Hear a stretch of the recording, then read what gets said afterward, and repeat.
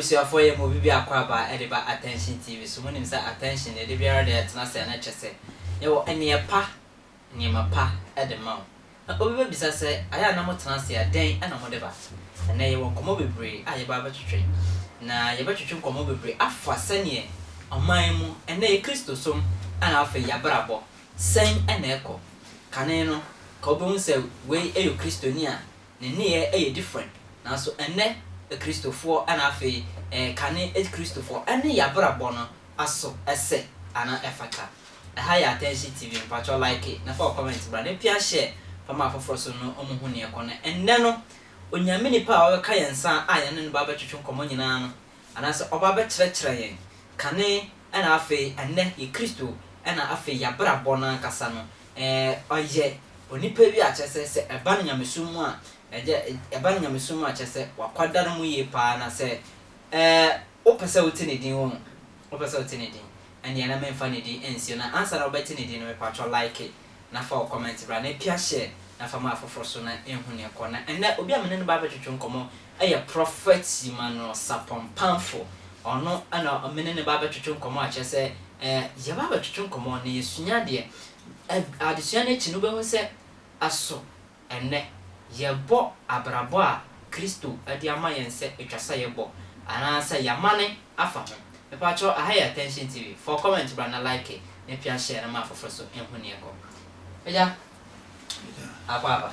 ya ba ko de na go pon adum efie ti sen na go pon adum ala ni obi amai obi aho nyame adum ya che me pacho ya kasa prophet Emmanuel Pamfo a anasa prophet Emmanuel Sapompamfo pacho o ya man yo se ya kasa prophet Emmanuel Sapompamfo me nye obi ase nyame akoa wie bre nyagopon ena me so ede me eye adwuma ede boa wana ayira wana nkonua esi won abeti so wana owo ahihia mu ewo in terms of spirituality honhom wade na me so eboa mu ye mu fisa enkwasom no and ye idea sunsun angala okopuna mu sunsun mu ze ya ye ze ya dani ya mu biti kura de ade nante oh na me be okay and then ye betwetwe nkomo kakra ye be hwe enne Kristo som ane ya barabo enne Kristo som ane enna barabo ye kase Kristo som kra mwan kwa de betime di nsesi ne bo akase memi yo Kristo ni yo me da se ye di kan me chia etiefo ani ahwefo a omo ehwe yen online be bibiara omo hwe free me da se no question ye kase se na obi betime di nsesi ne bo kan se aka se ono ye Kristo ni a na oniba ko no e kire se oye ahofama ni obi a me kasa ahofama obi a ono de watu no wasi wo se nyankopon adwuma ne Kristo na no bedi nachi bibia emfra bibia emesei oni Kristo ntem se ne Paul kan no se bibia ni won ma ebetiti me ne Kristo ntem no obi a obaka dwuma obedi ma agyan aka se ono oye Kristo ni no ese na bra bo no ebetiti Paul abra ofiri so mu be ye Paul no ye se ni pana bra bo etisesa se ni pan betimi din se si ne bo aka se ono e Kristo ni something like me betimi din se si mbaka se ni e Kristo ni if you say me that's no question if you say manamu amitu minimum amidie ni bibia amfra krojen se dankopon kan ya men kan se manfa twesem na me nkasa keke eninti no ana mabrabo a mebo no eso fata Kristo abrabo eninti no metimi bi se simba kasa me Kristo ni okay opetimi do sense wo se for Kristo ni ehun se ebi wo ho a empampi no obi wo ho a na kanene de oye na ebi obesese fi mo waso afa Kristo anso be hu na nene ya oye no still adaso a ede aye the same enti sa nipa no nso so obetimi afa no nso ye Kristo ni ana be da se emi se nipa no edimi mfe no so ye Kristo ni obefa so ya sori koni adinta me kan se yankin kan ye hwe se fa to se mu na ebia minimu yemre no enti no se e pese ye hwe ade bi wo Matthew. And at the end of 1 Corinthians chapter 3 verse number 5 and 7 no. Okay, same be one na abrabo na ye born enne no e wo Kristo mu no emfata Kristo ni abrabo. That's a fact. Chapter 3, 1 Corinthians chapter 3 verse 5 to 7. Osina Apollo ne hwan, Paul nso ne hwan. Wɔyɛ asomfo a wɔnam wɔn so agye na wɔn mu biara wɔ deɛ Awurade di ama no. Okay, ɔsɛ me deɛ meduae Apollo gugu so nsuo na Nyankopɔn na ɔma no nyiniyɛ. Now I say or kasafa achinyegye bi a ɛkɔba wɔ between Apollo any Paul mreso because ɛkɔba say now to the question of bizarre no enipa bi sɔre a wɔti Kristo wɔti asɔre fie a wɔsu sɛ enipa bi ntina ɔkɔ asɔre sɔfo bi ntina ɔkɔ asɔre ɛda bi nti ɛnuntuni bi nti drama bi nti na ɔkɔ asɔre etino sɛ drama no ne modern bɔ no ankɔsɔ nipa na abu na ba mu watwe na ho okay ɛno nye Kristo ni ne deɛ wasipi sɛ nsuo mo ɛhan mo awia mo yalo mo nan deɛ wasi wɔdɛhyɛ ne tirim sɛ ɔyɛ no ɛno na ɔdi akyi ne wayɛ intimate ase a Kristo ni ne wagye di sɛ ɔno deɛ ɔmpa ba de biara da ɔno no betimi di ne nsɛsɛ ne wa so deɛ ɔnhwɛ nipa okay Kristo ni deɛ ɔnhwɛ nipa ne yɛ wɔn sɛ edu ba bi no nipa ne busy gidie na aso ne bɛ kyɛ yɛ emu gidie ne bi kodi Apollo side ɛna gidie bi kodi Paul sɛ na Paul sɛ na Apollo ne hwan na mi ankasa mi Paul so mi ne hwan adwuma no ankasa no Nyankopɔn adwuma de nyina yɛ mi de mi bedua yɛ ɛna Apollo so begugu so eti no efesi ne aka no ebetime nyia wie pɛ yɛ Nyankopɔn so adenti ana adwene yɛ ntanta sɛ Apollo na ɔyɛ adwuma anase asuma Cephas anase Paul na yɛ adwuma what I say and secondly ultimately am found sense so be so yɛ Kristo ni a just because Bible say oka Matthew chapter 11 na o say deɛ anka na owo wiase na obefa Kristo no ene made da ni nyina yɛ atwam obeya abode foforo what I say it is abode foforo obeya abode foforo de ya which means would who here say obo Kristo abrabo change total change anti Kristo abrabo no eno ne ne good but I say Kristo abrabo no ene ne say one emphasis now yɛ nsanu mu ni ko wensani na yɛ dwamamboni na yɛ kromfo boni a edikan e ba yɛ ayɛ ntro a na wo na so yɛ trofo a sane ma we say no obehwe say obetwe ho afum a onko ho biem obechiri boni na wado papa eto kan se wo friends 2 Timothy nti yɛ nipa yi mi saw ya yɛ wasa ase so ye chiri boni ezemisa we ɛyɛ ezemisa ehun hia pa amen question kase pa no we bisa na ye chiri boni na no me ko true from na the same question ko pie on ye chiri boni eben hwe ye Kristo for ye friends ye Kristo for ye aso na ti boni ye boni so anything na Bible ne kan say the offer Kristo say ne kan agye nkwa no o ya body for frame da nyina atwom on pa no wachi emfi wiase by say wo Kristo na say wo so ye Kristo ni wo so na ati aso dem na at the same time no wo so fi aso dem a na okọ ewiase kokoya ko ewiase ni ye ma say okọ jam kai last year 31st night na me ya so me ta pon be 3 to 4 because me direction sin ati 4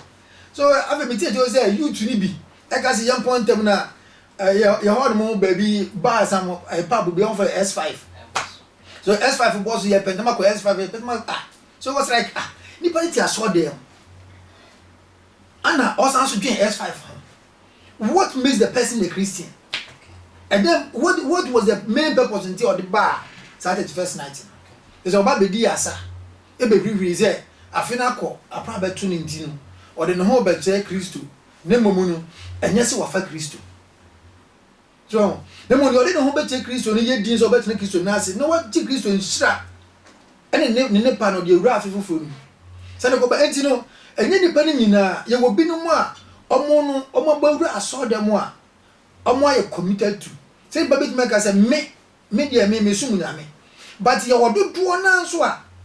omo bit me ba omo wura so da mu pie ko ekoko ye de ense say nipa no dem from a Christopher e je Christopher dodo na so de Christopher dodo na enne e je me de say topic we treaty say ye betie na say ya hwe ya hwe yie e wo ye nyame sum aye sum ne hu a e be boa ye because ye na ye ko aso da mu even say anopa no ye na de san su hu ye awia ene anwumre e wo papa ho ene ba ho so we should be careful we say ye be ye den na ye chiri good if we say me am kwa sorry awia tell masa ko pap masa ko ye niam social media e be sha ye be sa hwe niam ehu hia na atini ye be ye den pa na ye chiri bone good ze betimi actually bone a ade say ye focused ye ma ya dwene no of eye Kristo adwene emdi kan so Bible say the obedi machi no ompa no ho achi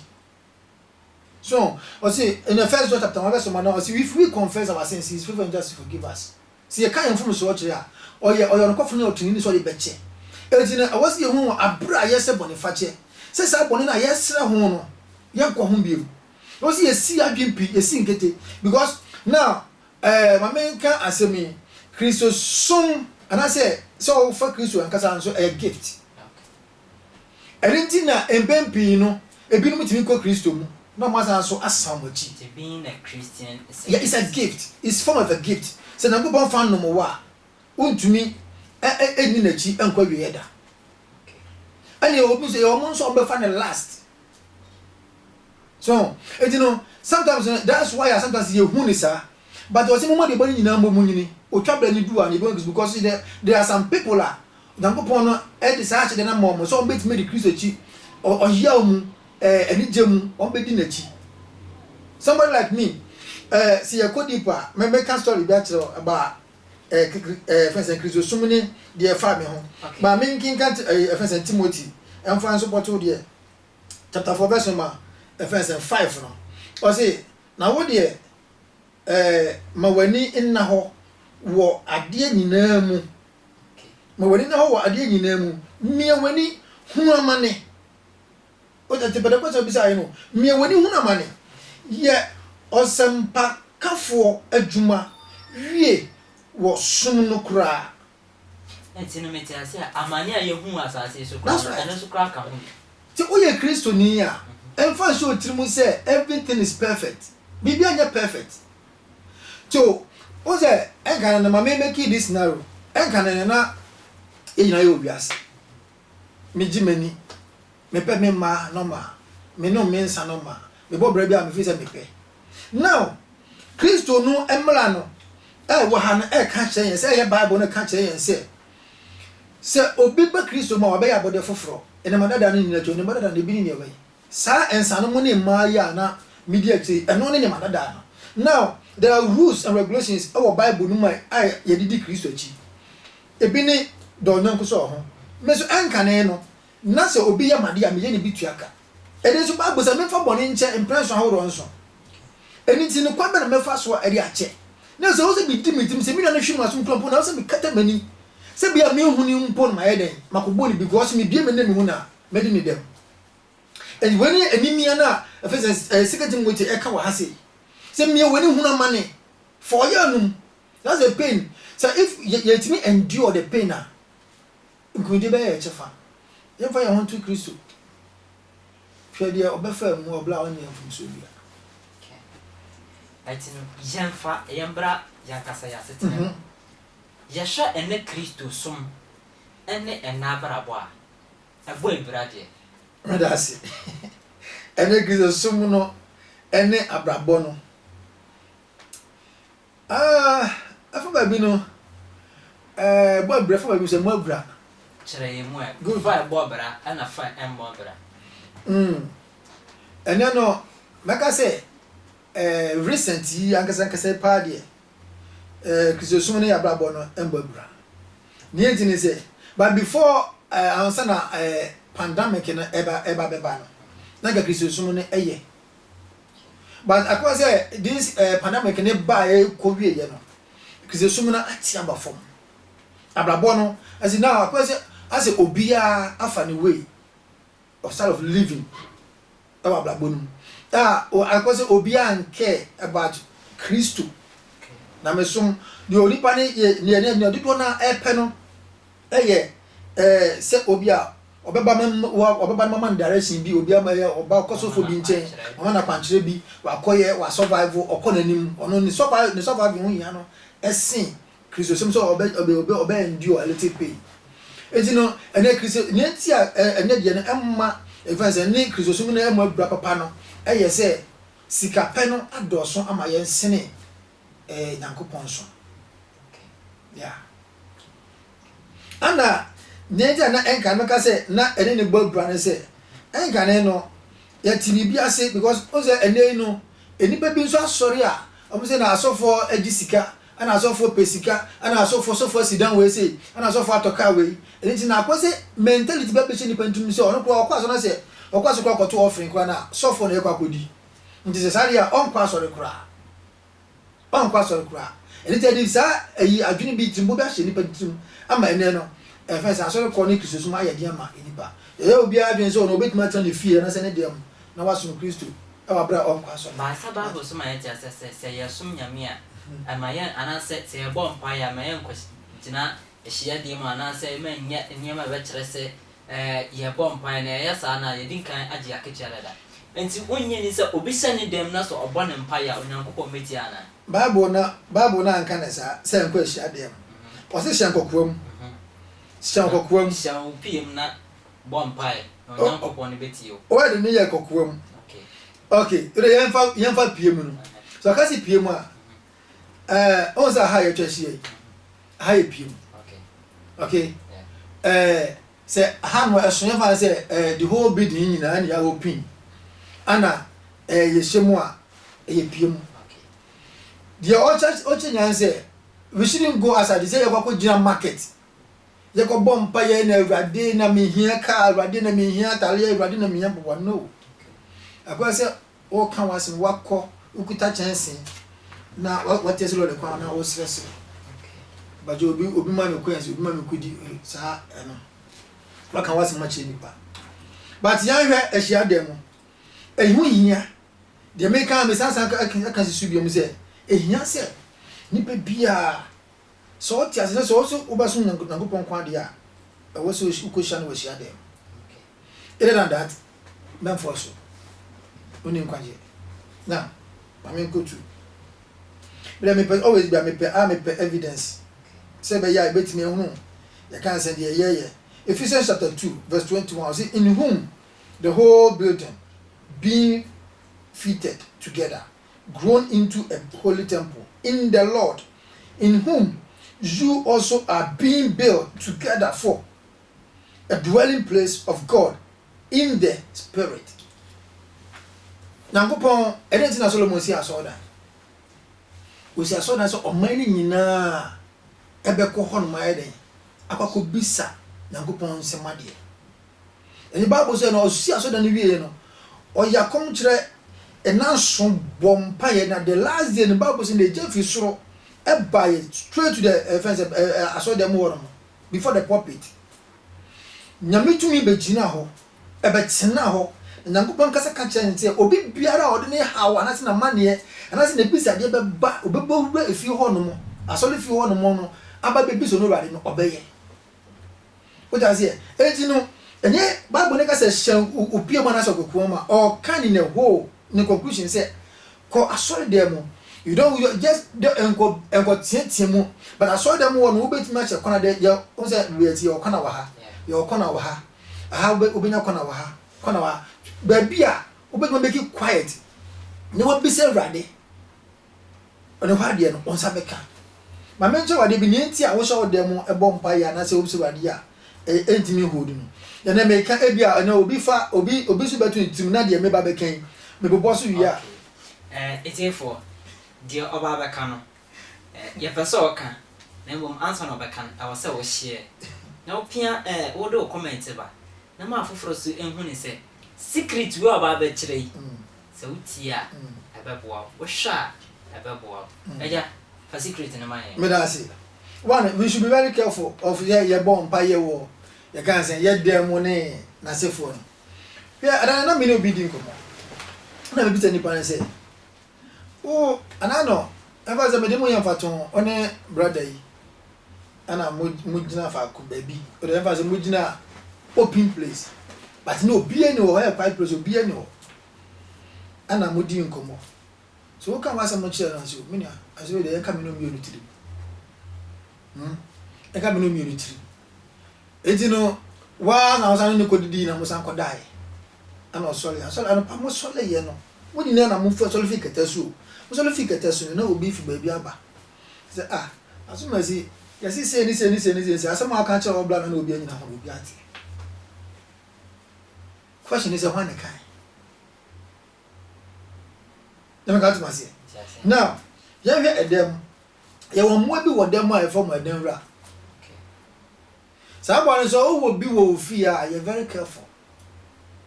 Maybe they be home and I say me spray. Yeah. Because we are one of how it me home be a spray and I say me come. Anything be every week be me spray me one man. Say be ya me say one will be free.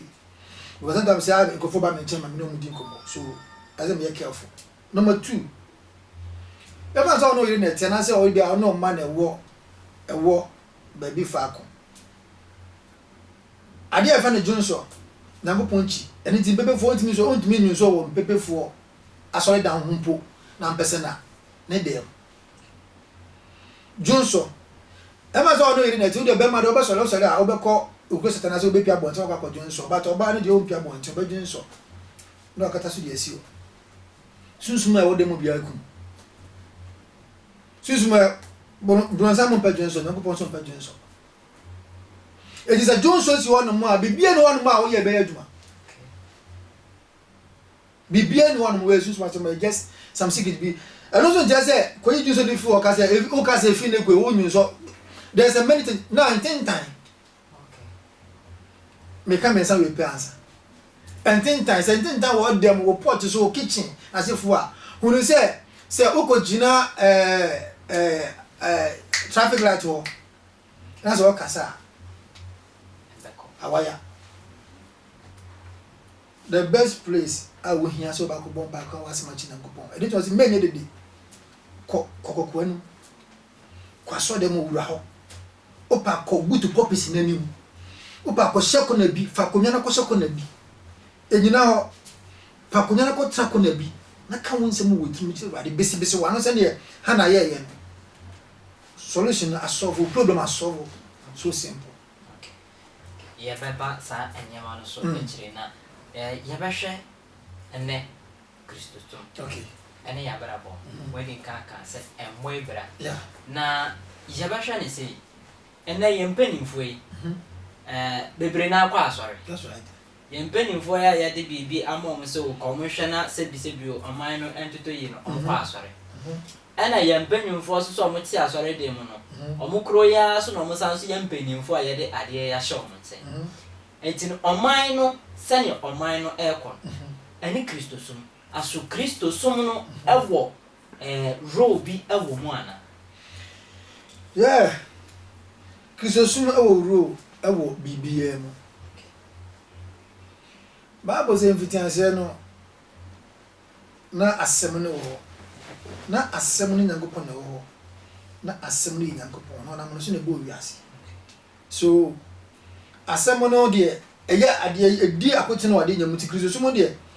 edi akoti wade nyina mu eni ti so kọ abusum fie bi a oba go nsa Bible kwada konfo no de Bible no ye adwuma de na ofa Bible no ofa asem bi de support na de bi a oye na ti me wie yi ama enti empanifo no anamo bi on betu bia no me advice say e wo say omuma Kristo dikan yan radio bi yan panifo no dodo na so na ama Kristo sum kra ne because once Africa na eson yan eson ena son doni nso son Nyankopon ma ya chede bi enipa ne mienu pe e wa asase so Africa anase e wo wiase enipa ne mienu eye Jacob ne Esau me pese question you be tintinti say ba me ni we ni ebenya wo mo a ebenya bibifo ne mrofo ya somunko ye ne ye ntete nyina enko ana eso nso aye mrofo no asefo no omo ne ye ne omo tete nyina enso nko ye dire say ukofa we say emra ne di ba be hye die mu a o se wodie no ujade na to ho no mo aye da fofo de Bible say yon can't tempo ne yemfa so be ma yemfiri ho so entina ma akwai say yempanifo no omo deviate afri die wo se nkomo ye na hyase ho yen hwa de bi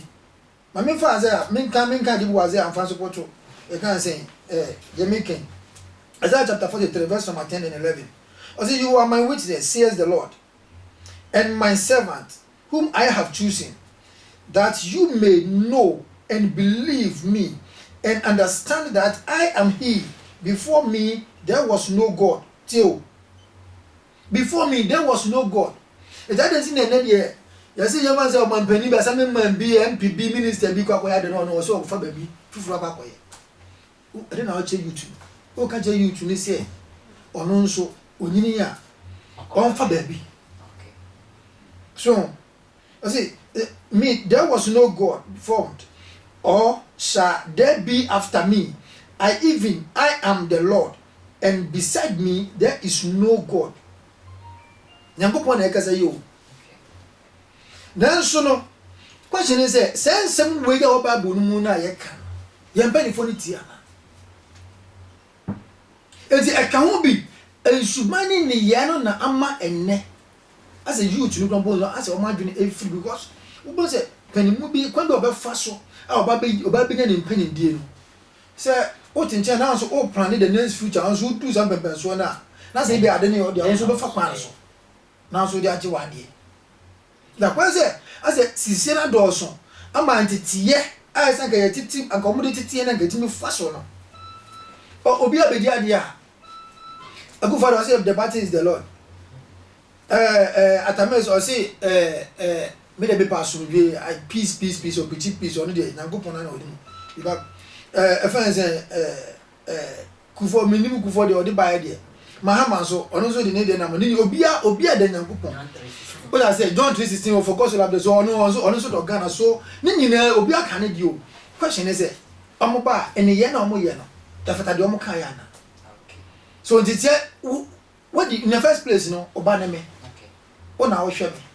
o de ntro ana ahyemase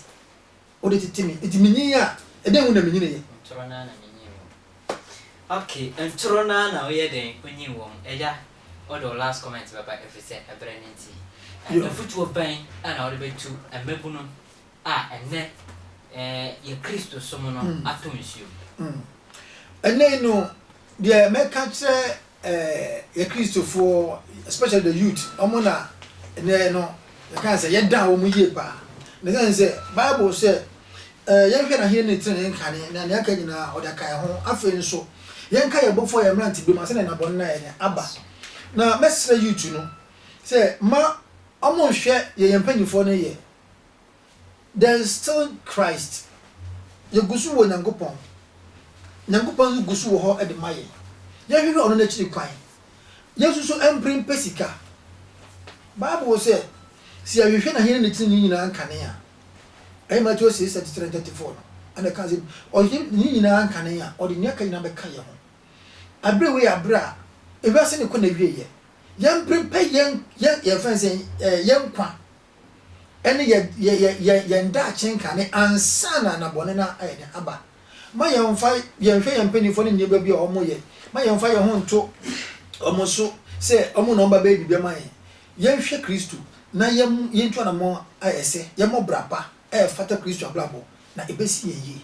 okay yes dia origin se yemfa Kristo ni ensua na namo na uyo bebu na kaibofo o mranti brem asana dabone naso asa dabone ni dua wankwaye ayaraba high attention TV the show say like na audio comment aba no pia share ama afoforo so pia huni eko opini aye ne twetwe nkomo aye prophet Emmanuel Sapon Pamfo aye ne twetwe nkomo na me pa chaw say bibia ni a obetimi do comment na ba for comment no to ho na wo comment to ho a yɛbɛkenkan ama wo nso wahu ne yɛkɔ aha ɛyɛ attention tv medin ɛde amansa nkyia me akwasi mensa na me yɛ adom a dasɛndɛ yɛbɛsen ahyia makra